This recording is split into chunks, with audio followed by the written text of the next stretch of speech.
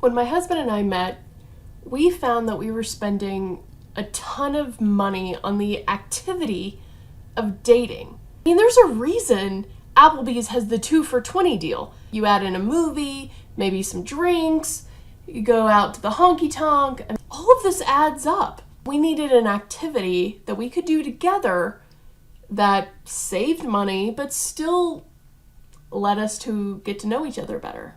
Get your mind out of the gutter. That's where board games came in. In this video, I'm going to be talking about games specifically for 2 people. Spouse and spouse, significant others, or roommates. How do you spend your time without wasting money when there's just 2 of you? So first on the docket, and I've talked about this before at length, Carcassonne. And it is the quintessential example of German or Euro-style gaming. I've gotten a lot of questions. What is Euro-style gaming? What is German gaming? And why is that different than American gaming? In the 20th century, Europe was pretty destroyed from war. Settlers of Catan, Carcassonne, these are about building up civilizations rather than tearing down. And still there's a combative element, but it's not direct war. Unlike most American-style games, where your goal is to take down your opponent. Insert Monopoly and Sorry. Euro-style gaming builds your own civilization, builds the world to be a better place, and if you happen to do that better than the other players, well, that's good for everybody, but it's not necessarily trying to tear down other players. So when I think about my favorite games for 2 players, my husband and I play Carcassonne all the time.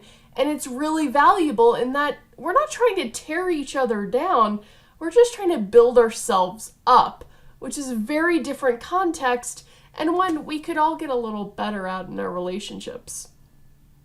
Another great game that's not necessarily designed for 2 players, but works really well, is Splendor.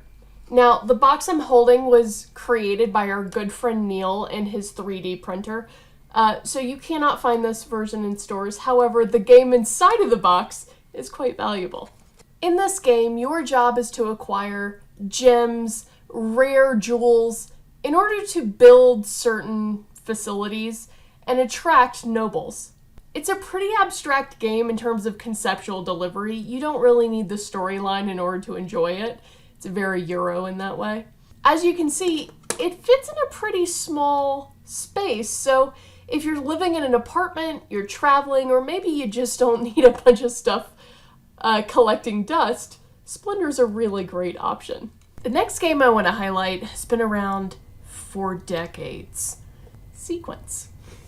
Now, Sequence plays up to 12 players. I mean, if you have a big family, this is a great option, but I actually really like it for 2 players.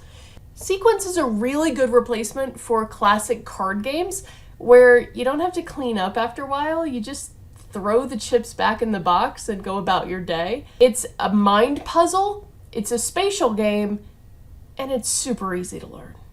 The next game I want to bring to your attention is Five Tribes. In Five Tribes, you live in Arabia, wherever Arabia is. Your job is to move workers, acquire land, and win the most points. Pretty simple. The game plays 4, 5 with the expansions, but heads up, oh my god, this game is super freaking fun, and it's kind of like chess with prettier, more colorful pieces. If you haven't played Five Tribes, it's one of those base games that every true board gamer owns, and you can probably play it online. It's a pretty common game. So if you have significant others or loved ones stuck elsewhere that you want to play this game with, try it out. So next I want to highlight 2 games that travel really well. So if you and your partner in crime hit the roads and you don't feel like packing an entire box on the road, what can you 2 do while you're out alone? Get your mind out of the gutter.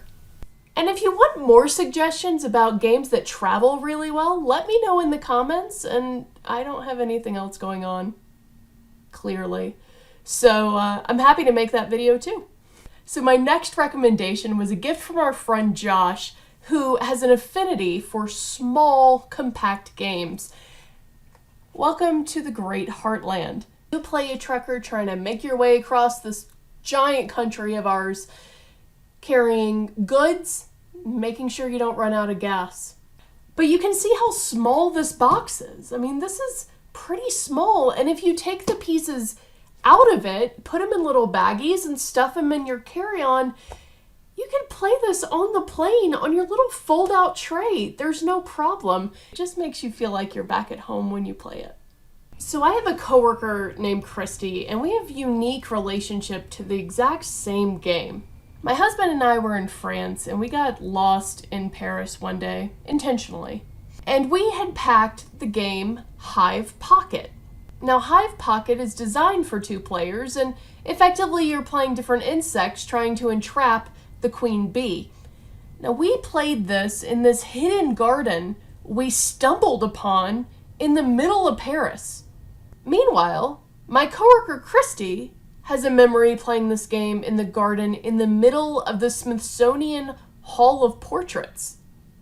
If you're looking for a game to play in a garden, apparently, Hive Pocket is the one. It's about this big, and it packs super easy. Go get it. And that's it. If you have recommendations for 2-player games, I really want to hear them. Include them in the comments below, and I'll talk to you soon.